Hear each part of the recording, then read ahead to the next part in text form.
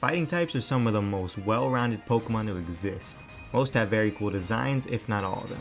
In fact, I can't even think of one design that I don't like from the typing. Alright, maybe I spoke too soon. Seriously, what were they thinking with you? This was so good. This is the complete opposite of what is good. Anyways, I've been promising this run ever since our Ghost Challenge in ultrasun. Since Sword and Shield are games I've only played twice, why not hop on it again for a fighting type only run? So let's ask ourselves the question, can we beat a Pokemon Shield Hardcore Nuzlocke using fighting types only?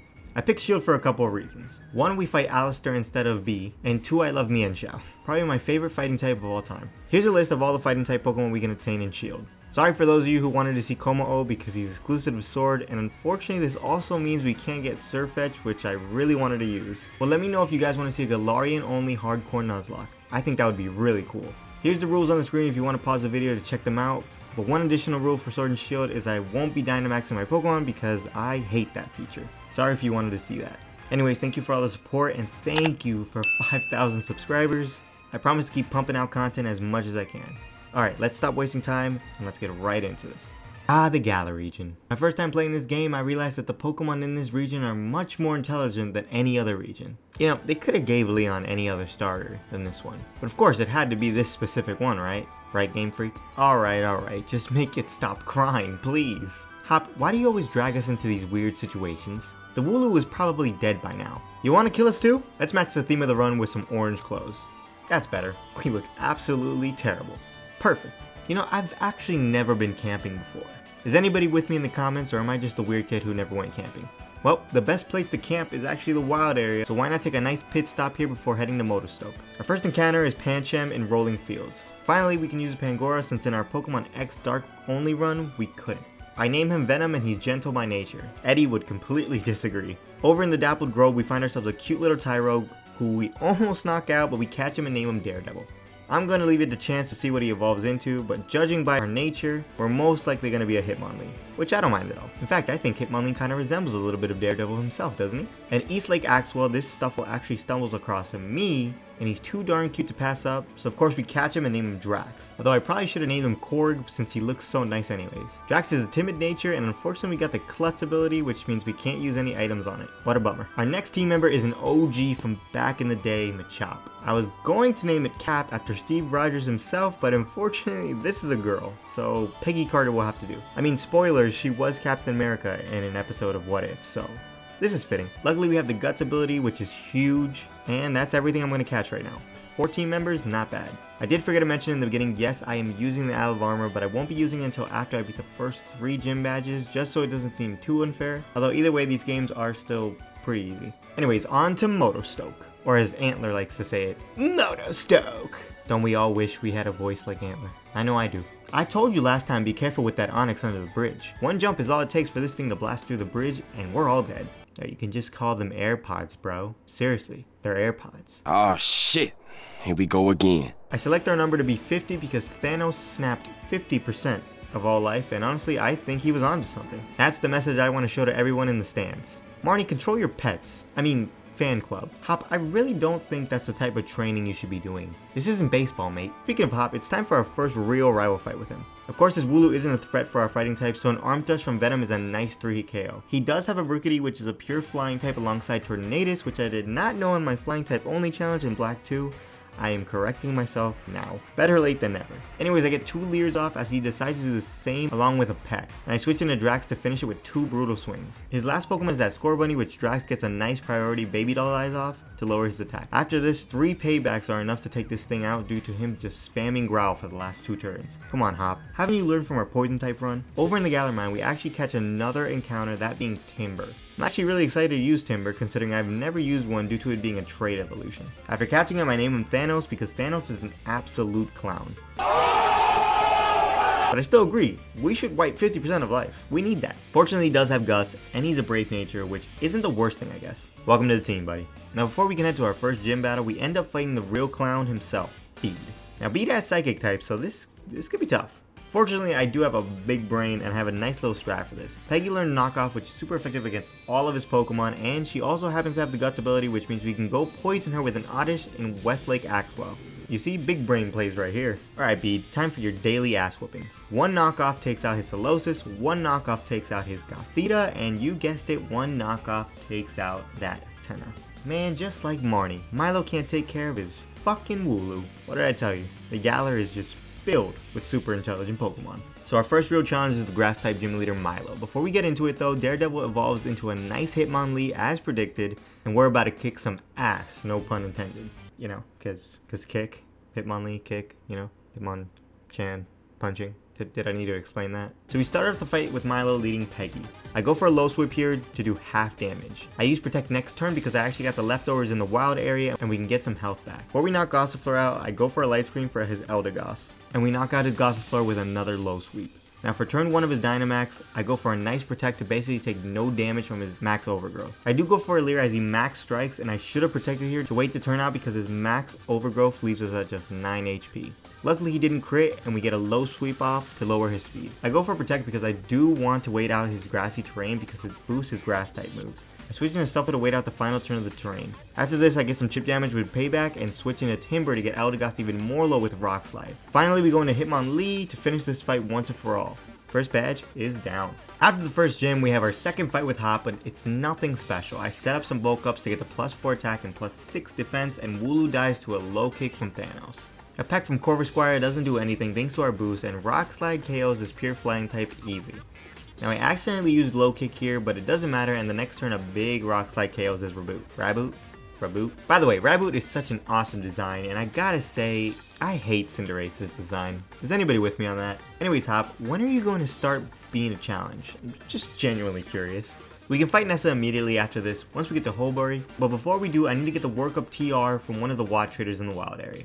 After a while of changing my clock, I finally found one and teach it to Hitmonlee for the next gym. So Nessa leads her Goldeen, and we could set up pretty freely on this thing to +4 attack, and I make sure to protect every other turn to get some health from leftovers to take a hit from Arrokuda. One Brick Break is enough to kill Goldeen, but for Arrokuda I did protect to get some health, and the following turn an Aqua Jet does get some chip damage to us, but we are able to secure the KO on her. Obviously when her Dreadnought comes out, it D-maxes, but we should be able to outspeed. And what?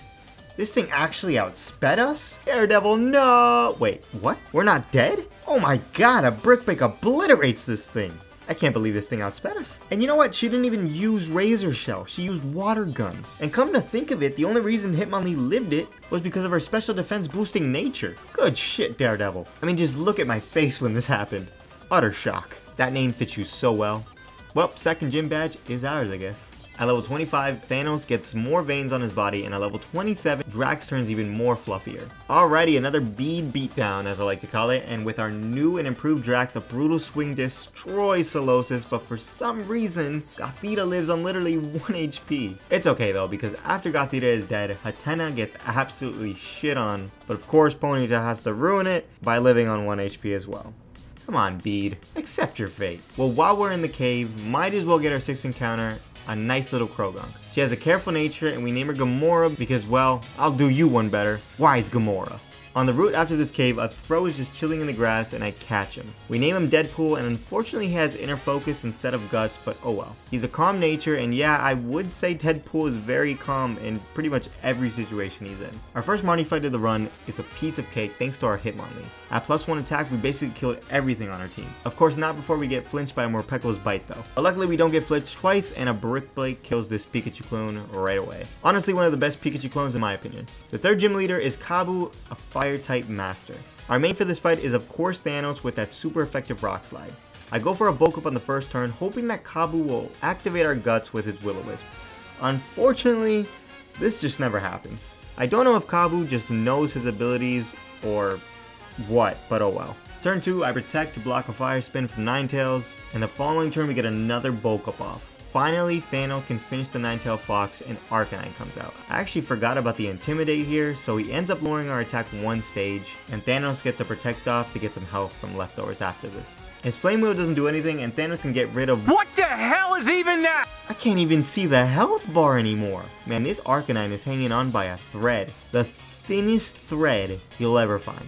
Kabu, I'll give it to you. you've trained your Pokemon well. Once the Senna Scorches out, his G-Max Inferno leaves us at just 7 HP. Again with that lucky number 7. Fun fact, I actually misclicked here. I didn't know if he would live a move, so I wanted to protect and saw the G-Max out and finish him with the rest of our team. But luckily it did end up working out, and of course a nice Rock Slide was enough to KO this Rock Bug type to oblivion.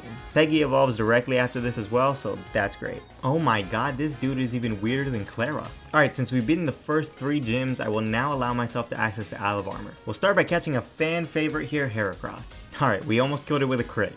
Scary. She is a female, so I name her Mantis because they both have those little antennas on their head. She has guts, thank god, but of course has a terrible nature. Our second encounter of the Island Armor is in Brawler's Cave, and this one is a real brawler himself. Well, not yet, I guess. He's just a wee Poliwag. This has to be our Captain America, man. He's blue. Man, another minus attack nature. Come on with these natures right now. At least we have Water Absorb. Up next on Challenge Road is this beautiful Mienfoo, which we named Natasha fucking Romanoff, man. Well, at least her nature actually boosts her attack. You know, I love this little guy, but can someone agree that he should have been a poison and fighting type?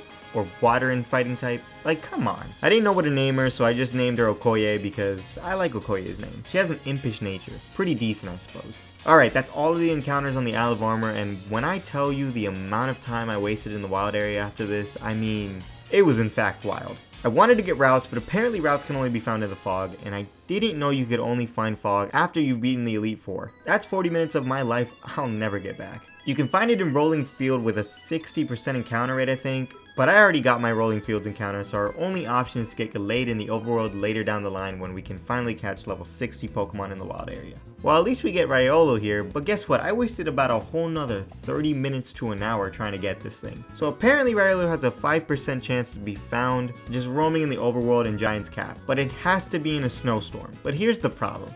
I couldn't find a snowstorm. In fact, I don't even think I knew what a snowstorm looked like. So I'm just wondering that maybe the snow and the snowstorm look exactly the same, but they don't. Then I realized sandstorms weren't popping up either, and I have seen a sandstorm before. So I look it up and well, I just need to enter Hammerlock and come right back, and now the weather effects will be active.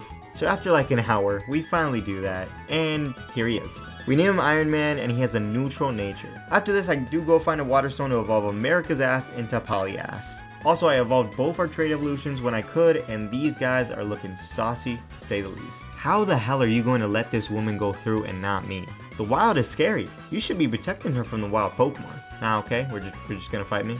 Cool. Upon arriving to Stoneside, Hop decides he wants to fight us once again, and once again, I'm gonna whoop that ass. This time he leads Cramorant, and a Rock Slide coming from Thanos just completely sends this thing to the next dimension. His second Pokemon is Silly Cobra, and after he hits us with a dig, a nice stab, Bubble Beam is enough to kill him.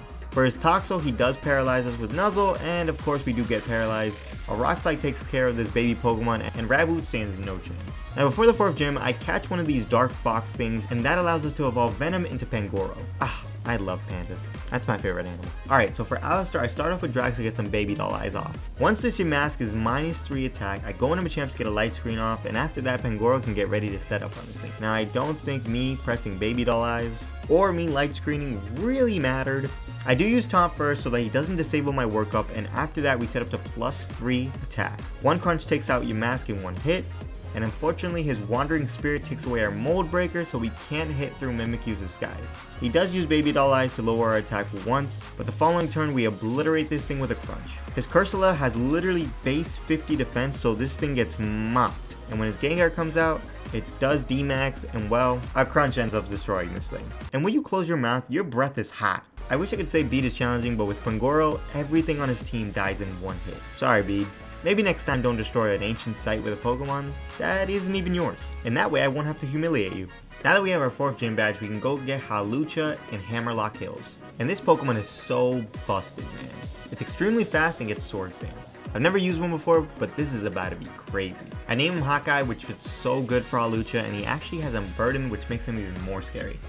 Also, he has a brave nature, which isn't the worst thing in the world, but I feel like the routes in the games are so short. Like, I literally got through Glimwood Tangle in like less than 2 minutes. I level Krogan to level 37 and now we have Toxicroak. I also used EV reducing berries that I got from some trees to up Ryolu's friendship, so a level later now we have Tony Stark himself. Now Opal can be scary because she has fairy types, but Weezing is easy to set up on, so I do lead Machamp to get a light screen off as her fairy wind does nothing to Peggy. I relearned work up on Iron Man, so with that we set up to +6, and right after Opal asks us how old she is and basically just straight up lie to her and say she's 16. Girl, you ain't no 16 years old. You on your way out. Anyways, one middle clock KOs Weezing, another one KOs Togekiss. For Mawile, since we have inner focus, she can't actually lower our attack with Intimidate. And I didn't know this, that's why I set up to +6, because if we were +5 and she lowered it to +4, we wouldn't have been able to kill D-Max Alcremie in one shot. But after a dig destroying Mawile, Alcremie now stands no chance, even D-Maxed up. I'll be taking that fairy badge now, Opal. After accompanying Miss Opal back to Hammerlock, we go ahead with another hot fight on Route 7, and I actually have a good strat with Hawlucha. So Hawlucha learns Swords Dance by level up, so I get up to +4 attack. I do have Ruse for healing, and this thing has Confuse Ray, which is super scary because if we hit ourselves, it could be very dangerous. But I did put a Lumberry on Hawlucha, and this way we can heal Confusion and get that speed boost from the Unburden ability we have. And with that, we can sweep the entire team now. And Aerial Ace murders his Trevenant. Voltund is actually really fast, having 3 more base speed points than Hawlucha. So there's a chance he outsped us here if we didn't get the Unburden boost. Luckily, Hawkeye can learn Dig, so bye-bye Voltund. And the same thing with Cinderace's speed, but of course we do outspeed and bye-bye Cinderace. Finally, an Aerial Ace actually leaves Snorlax super weak, but eventually Snorlax meets the same fate. He actually has a Heat more this time, which is so random, and well, you can imagine a Dig is enough to kill this thing as well. Once Hop is defeated, we can catch another encounter, that being Phalanx on Route 8. And I love this Pokemon's design. I'm totally gonna sweep the next gym with him for fun. I name him Thor, but with an S because there's more than one, and bad news, he has a timid nature, but good news, he has battle armor to play around crits. So as I said for Melanie, since she's like the easiest gym, we're going to get a Phalanx sweep off. Well, hopefully. I lead Deadpool basically to try to encircle throw this thing out to some other Pokemon. Luckily I get the Pokemon I want to come out first try, Ice Cube. I then switch into Peggy to get off an 8-turn light screen thanks to Light Clay. Finally we switch into Phalanx to set up. Thor's signature move is No Retreat, which gives us an Omni Moose, but the only thing is we can't escape. But obviously, we don't want to escape. After this, we start bulking up. Unfortunately, Ice Cube does have Icy Wind, which lowers our speed, but hopefully we'll be fine. Now, I Circle Throwed Frostmoth because it has Feather Dance, and that'll just prevent the sweep by lowering our attack constantly. Hail is also very annoying in this fight because it just whittles our health down. But I taught Thor's Rest and put a Chesto Berry on it to get back to full before we sweep, which is huge because of her lowering our speed earlier. After getting to +6 attack and defense, and the light screen running out, we rest and eat the Chesto, and now Thor's uses Brick Break. Alright.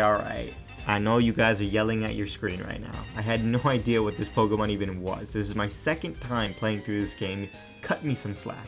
Anyways, next turn he does go down, and for his Darmanitan, his Icicle Crash rarely does anything, but he does get a super low to the point where I have to rest again to get back to full. We do wake up on turn 2 from sleep, but we actually flinch due to his Icicle Crash. Finally though, we Brick Break and Darmanitan is dead. Thank God Frostmoth only uses Hail and a Brick Break takes this thing right out.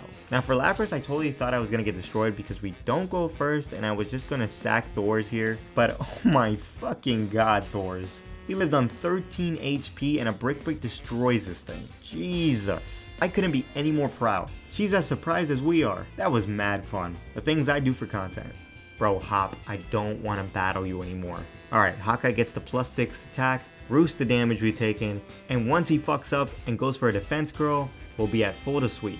Worth to mention, Hawkeye has a berry to activate the Unburden, of course, and one Brick Break KOs Double, KOs Cobra Knight, KOs Cosplay Pyukumuku, KOs Cinderace, and of course, KOs this fat Snorlax. Hop, stop changing the team every time. I'm just better. Before the next gym and spike move, Marnie challenges us to a battle. I lead Gamora because we haven't used her much and we go for a nice revenge on Liepard for the KO. After taking a decent chunk from Morpeko Spark, I Poison Jab and actually get the poison, but of course I switch into Peggy. A big Vital Throw obliterates this thing, and then she sends in a Toxicroak of her own. I do Dual Chop, but I go into Lucario, and her Toxicroak actually swaggers us, but I'm feeling a bit ballsy right now, and yup, we got hit. We actually did a decent chunk to ourselves. Well, you can just switch out, right, Jules? Well, yeah, but what's the fun in that? Yeah, that's right. I risk Iron Man's life. Come at me in the comments. I gotta let Marty know I ain't messing around. I'm serious about this Champion Cup. Alright, I won't do it again, guys. I promise. Thanos, get out here and snap this guy away. That's better. One less soul in the world. Once we get the spikes move, we start our gym fight with Piers. And I lead Peggy because I want Peggy to do a little something something. So I set up with Bulk Up to get +6 defense and +5 attack because this thing had Intimidate at the beginning. I have Rest on Peggy and I put a Chesto Berry on her to be full, and a single Brick Break can take his Scrafty right out. Malamar is a problem, but I mean, what are the odds he actually crits with Psycho? Alright, fuck you, Piers. Well, I have to sack something now, and I mean, I'm sorry, Gamora. You must be sacrificed. I don't care that you're my daughter. Wow, how poetic.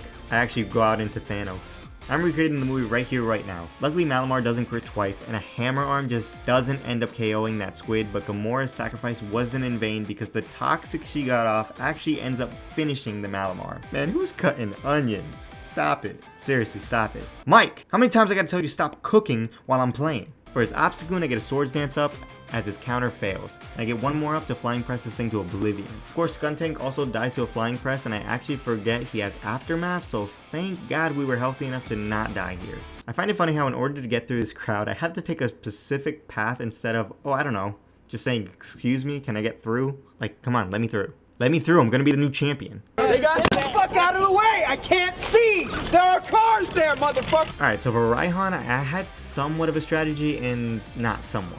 I'm terrible at double battles, but luckily a trainer in this gym actually burned Thanos, so I'm burned off rip. And I also got safety goggles right before this gym, so I can put that on Conk so he doesn't take burn and sandstorm damage at the same time.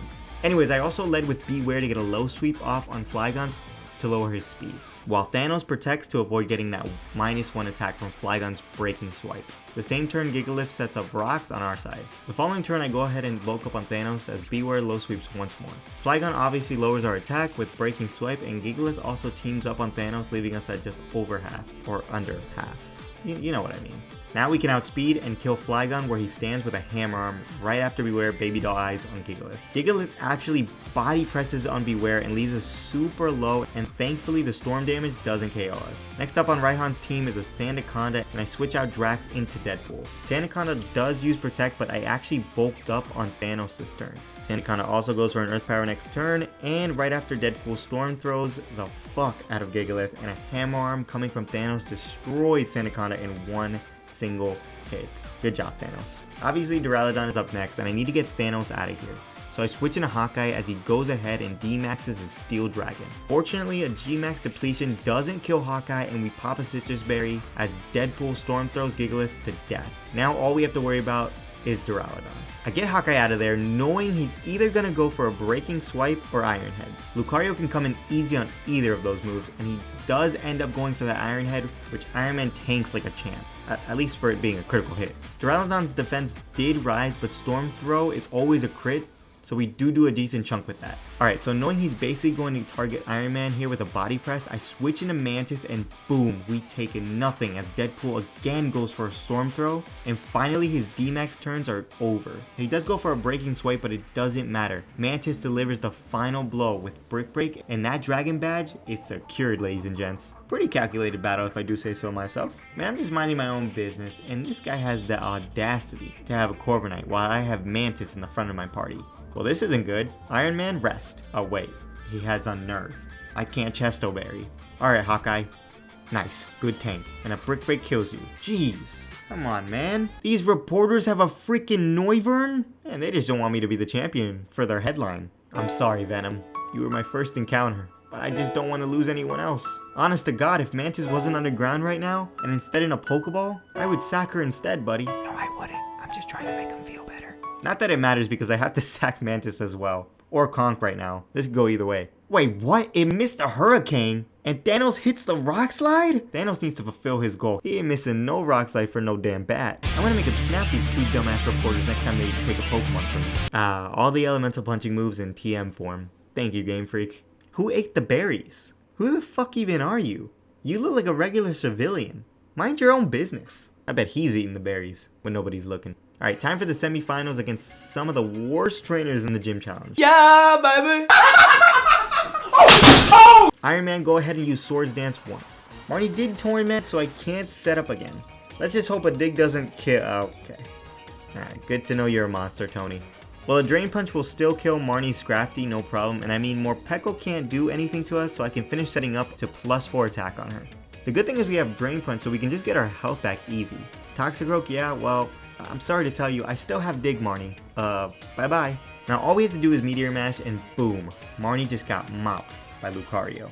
Worth to note, I did have the Wide Lens on Iron Man so that we wouldn't miss that Meteor Mash. Time for you to be a low-grade gym leader, bitch. Was I too mean to Marnie? I was just playing hard to get. Hopefully she still likes me. Alright, time for the biggest wuss of all, Hop. Thors, it's time. I can get a nice no retreat off and begin setting up bulk ups. Once Thors is +6 defense and attack as well as +1 in speed, Double gets sheared, Corviknight gets crit by some rocks, Snorlax obviously dies, Fake Pukumugu dies once again, and Thors learns close combat so we can take out his D-Max Cinderace. Yep, totally part of the plan. I totally knew this would happen, and totally wasn't planning on stalling him out of his D-Max turns to then switch into something else to finish this thing off. No, of course not. I totally knew that I was going to get close combat here so that I can get that 100% KO because Brick Break wouldn't have. Totally. Well, anyways, bye-bye Cinderace. Nice kicking your ass every time. Look at the defeat in this man. Hey, Leon, just support your brother. Don't lie. You knew he'd lose to me, didn't you? You did. Yeah. You are a terrible brother. I bet you even put money down that I'd win and he wouldn't, didn't you? Yeah, he did. Don't lie to me. Anyways, apparently Leon didn't meet us for dinner and we have to go hunt him down in Rose Tower. Of course, Chairman Rose's Psycho Escort decides to battle us to stall the time, so let's see what we can do here. Olina starts off with Frostlass, and Rock Slide is just enough to take this thing out. So that's what we do. After Frostlass is dead, Thanos gets burned from a Flame Orb we found in the Isle of Armor. Now that Guts is activated, we take a Drop Kick and leave Serena at about 1/3 of her health. An Acrobatic definitely kills where we're at, so I immediately switch out into Iron Man, which is neutral to it, and oddly enough, she still goes for Drop Kick. After this, a Drain Punch is enough to what? Really, Tony? Alright, now Serena is dead. Obviously, when her Salazzle comes out, I get Iron Man the fuck out of there, and into Cap we go.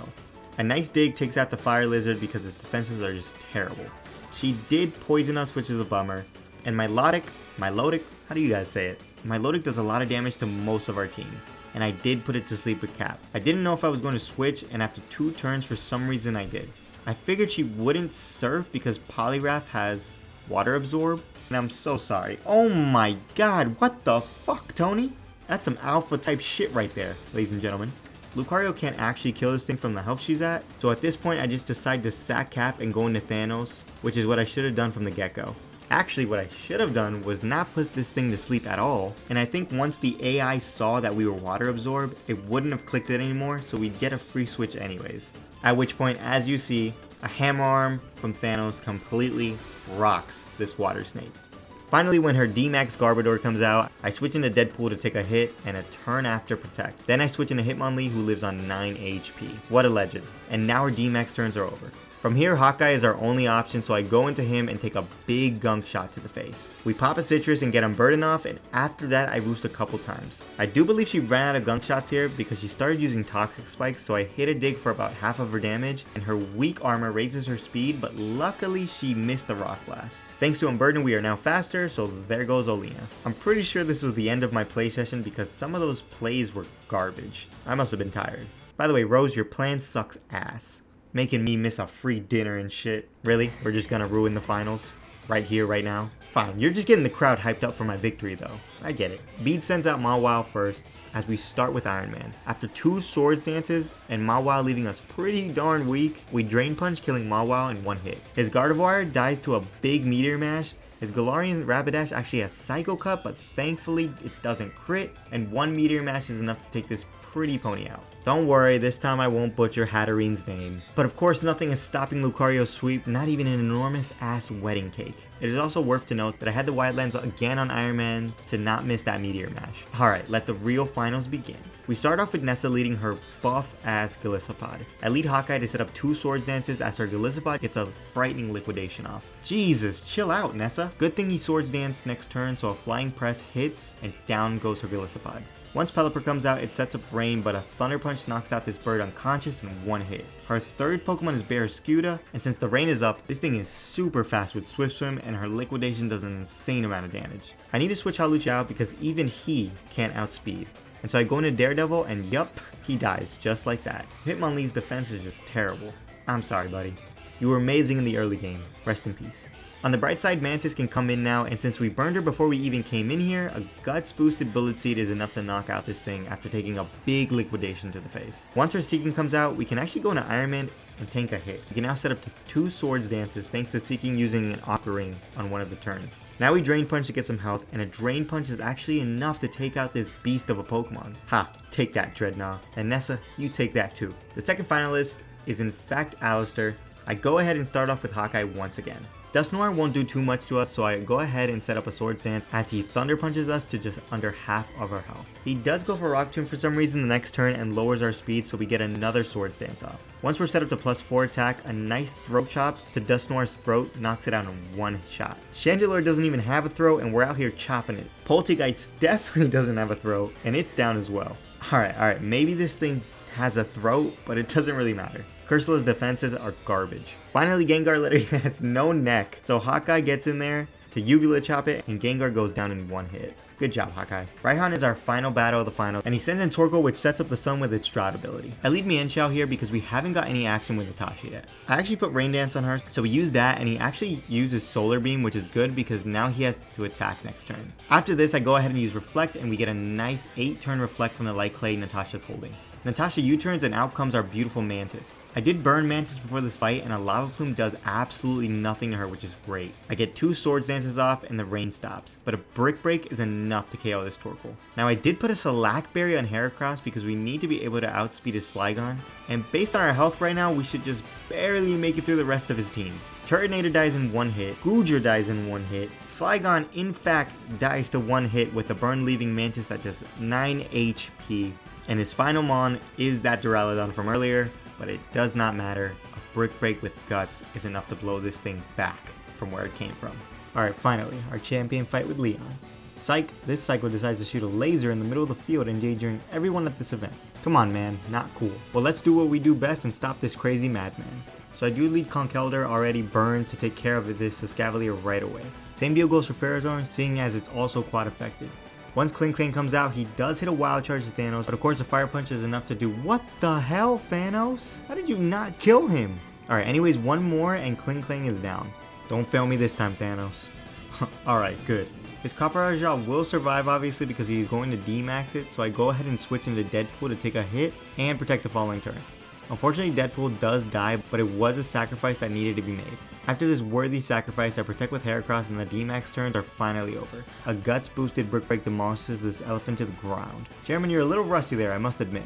Well, I guess you are a chairman and not a champion, right? I'm gonna put some dirt in your eye. Once this fight is over, I remember that I can go get our final encounter of the run, a Gallade in the wild area. I name him Loki and he has a minus defense up special defense nature, which is bad and good at the same time. Might as well use him against Eternatus. I have Cycle Cut and a Scope Lens on him and boom. Really? A crit doesn't knock him out? Come on, Loki. Alright, Iron Man, finish this thing with extreme speed. Now that's how it's done, Loki. Learn a little. Luckily in the raid fight, nothing ended up dying, but I did bring Grapplock to sack because, well, she's been useless this entire run. Sorry, Okoye. Well, after that terrible plot, let's get down to the real fun. Leon. So Leon leads with an Aegislash. Brutally frightening because I obviously want to use our newfound team member, which is the only Pokemon I EV trained in this run. Attack and speed if you're wondering. I do get up a Light Screen first turn, which lets us take that Shadow Ball decently, I suppose. I was actually able to set up to +6 attack because he used King Shield for 1 turn, and I needed him to hit me once more so I could pop our Slackberry. After this, a big Night Slash comes off and KOs this Sword and Shield. His next Pokemon is Dragapult, and this is why we needed the Slackberry, because even at 252 EVs in speed, we still wouldn't be able to outspeed this demon. But anyways, a Night Slash kills this Pseudo, Haxorus dies to a close combat, and of course Viperius stands 0 chance against a +6 Sword Stance close combat. When his Rillaboom comes out, yeah, I mean, this ends the same way again. However, the turntables have, as we can't one-shot his max Charizard. I do end up switching into Iron Man, which survives the G-Max Airstream. After that, we switch into Koya, who gets rocked by a G-Max Wildfire. Well, at least you serve some use, Okoye. Now, I do need to waste one more turn of this terrible mechanic, so I decided to just do a Poetic Sacrifice. And while this Charizard Fire Blast, you can hear Tony say, "I am Iron Man." And the crowd goes absolutely nuts. Thank you, buddy, for the sacrifice. Finally, after not using Natasha for most of the playthrough, we live in Air Slash from Charizard thanks to an Assault Vest she's holding, and she connects a Rock Slide for this Charizard to die in one single hit. Ha! Take that, Leon. What? You're saying Natasha sacrificed herself in the movies and Iron Man essentially took out the enemy? Well, I don't care, Mike. This is my story. Well, anyways, that's it. That's how I beat a Pokemon Shield hardcore Nuzlocke using fighting types only. This one was extremely fun to do, and I do hope you guys enjoyed every single bit of it. Thank you for 5,000 subscribers. I promise I'm going to be here pumping out content for you guys, and let me in on any suggestions you may have. Until next time, my name is Jules. Bye, guys.